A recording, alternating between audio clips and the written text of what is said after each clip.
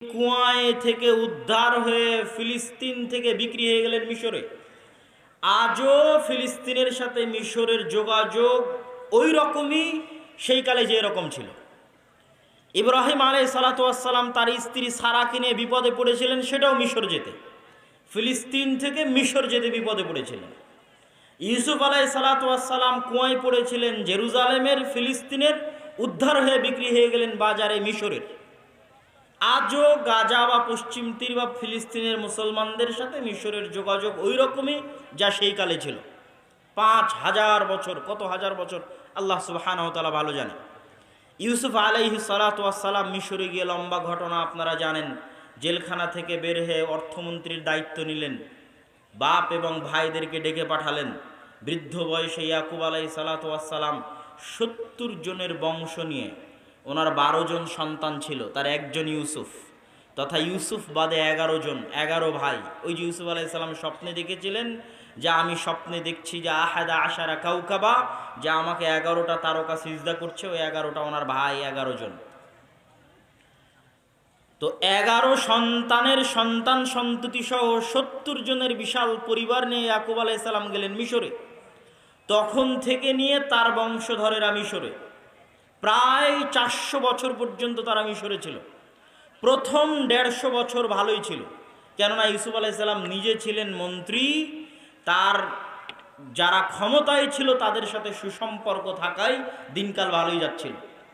যারা ক্ষমতায় ছিল তারা ক্ষমতা হারিয়ে যখন ফেরাউন ক্ষমতা দখল করলো, তখন আগের ক্ষমতার যারা দোসর ছিল তথা ইয়াকুব আলাইহিস সালামের ১২ সন্তানের বংশধরেরা তারা পড়ে গেল বিপদে।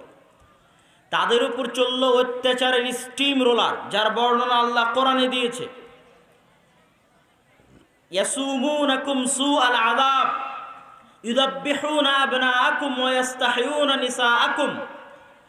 কি রকম ভয়ঙ্কর শাস্তি, যে পুরুষ সন্তানকে জবাই করে দেয়, মেয়ে সন্তানকে বাঁচিয়ে রাখে।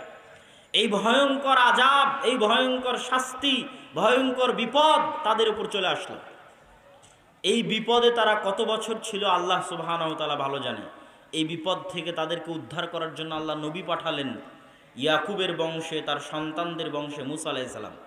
মুসা আলাইহিস সালামের লম্বা ঘটনা, আমার টার্গেট হচ্ছে জেরুজালেম, মসজিদে আকসা, তাই লম্বা ঘটনায় যাচ্ছি না, শুধু ইতিহাসের ধারা বিবরণী আপনাকে দিয়ে যাচ্ছে। মুসা আলাইহিস সালাতু ওয়াস সালামের লম্বা ঘটনা শেষে যখন তিনি পালিয়ে যাচ্ছেন, ফেরাউনের সাথে যা কিছু ঘটলো, তারপরে যখন তিনি বানু ইসরাইলদের নিয়ে পালিয়ে যাচ্ছেন, সমুদ্রে ফেরাউন ডুবে মৃত্যুবরণ করলো। মুসা আলাইহিস সালাতু ওয়াস সালাম বানু ইসরাইলদের নিয়ে ওপারে চলে গেলেন। তিনি পুনরায় ফিরে কেন মিশরের ক্ষমতা দখল করলেন না, এই প্রশ্ন অনেকের। কিন্তু তারা যদি জানতো যে মুসা আলাইহিস সালাম কোথায় যাচ্ছিলেন, তাহলে এই প্রশ্ন আসতো না। আমরা জানি না যে মুসা আলাইহিস সালাম কোথায় যাচ্ছিলেন, তিনি পালাচ্ছিলেন না তিনি ফিরে যাচ্ছিলেন। মুসা আলাইহিস সালাতু ওয়াস সালাম পালাচ্ছিলেন না ফিরে যাচ্ছিলেন। কোথায় ফিরে যাচ্ছিলেন? ৪০০ বছর আগে তার পর দাদা ইয়াকুব যেই জেরুজালেম, যেই ফিলিস্তিন থেকে মিশরে এসেছে, তারপর দাদা ইউসুফ যেই কুয়ায় পড়ে সেখান থেকে উদ্ধার হয়ে মিশরে এসেছে, সেই বাপ দাদার আদি ভিটা জেরুজালেম, ফিলিস্তিন, শামে ফিরে যাচ্ছিলেন। এই জন্য পুনরায় আর মিশরে আসেননি।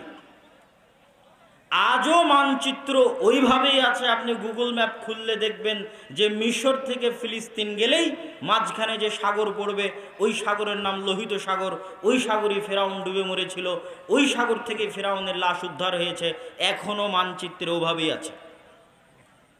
মুসা আলাইহিস সালাতু ওয়াস সালাম ফিলিস্তিন বিজয় করার জন্য, জেরুজালেম বিজয় করার জন্য যাচ্ছেন, আশ্রয় নিজের আদি ভিটায় ফিরে যাচ্ছেন। কিন্তু সেখানে এই ৪০০ বছরে অন্য মানুষ বসবাস শুরু করেছে। তাদেরকে সেখান থেকে সরিয়ে সেই শহরে প্রবেশ করা এত সহজ নয়। এই জন্য মুসা আলাইহিস সালাম তার জাতিকে নিয়ে ঘুরপাক খেতে থাকলেন সিনাই মরুভূমিতে। মরুভূমি আজও ওই রকমই আছে। ওই মরুভূমি আপনি গুগল ম্যাপে গেলে দেখতে পাবেন যে লোহিত সাগর পার হওয়ার পর ফিলিস্তিন পর্যন্ত পৌঁছতে মাঝখানে বিশাল মরুভূমি, সেই মরুভূমির নাম সিনাই মরুভূমি।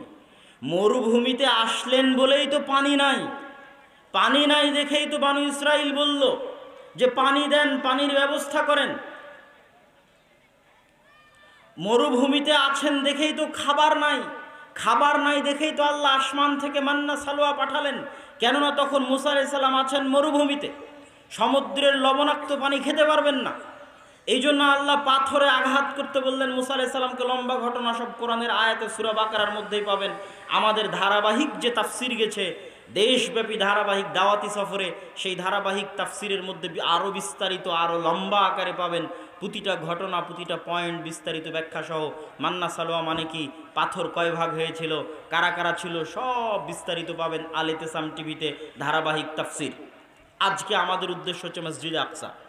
তা আমি এতক্ষণ কি বুঝালাম, উনি আছেন সিনাই মরুভূমিতে, এই জন্য তুর পাহাড়